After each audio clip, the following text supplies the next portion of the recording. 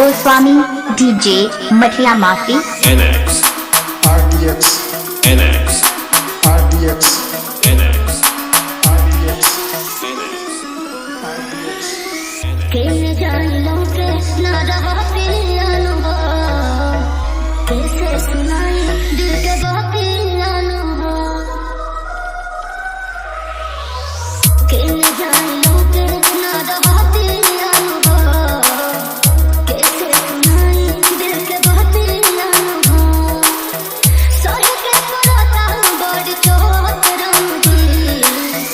बड़हन बना दिहला माटी के देहिया किस्मत बनवला काहे छोट रंगी बड़हन बना दिहला माटी के देहिया किस्मत बनवला काहे छोट रंगी NX RDX NX RDX NX RDX NX RDX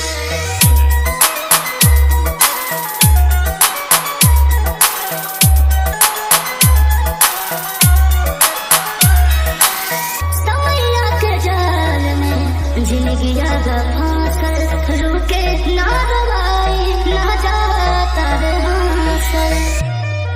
Goswami DJ मठिया माफी जाए हो जने बोने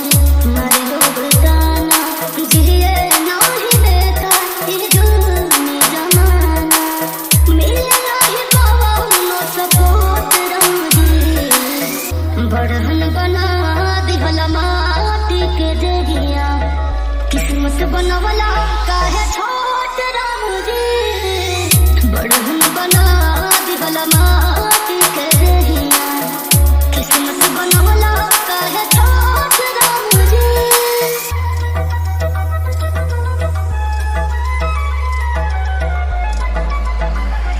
गोस्वामी डीजे मठिया माफी NX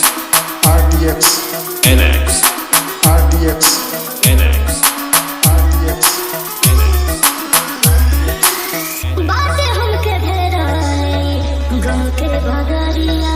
लगा काला काम अब से उमरिया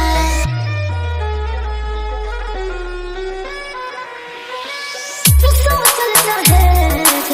सपना बाबा टूटल कबने करान मोर सनम बाटे रूठल राह कवन हमारा में खोट रंगी बड़हन बना दिहला माटी के देहिया किस्मत बनवला काहे छोट रंगी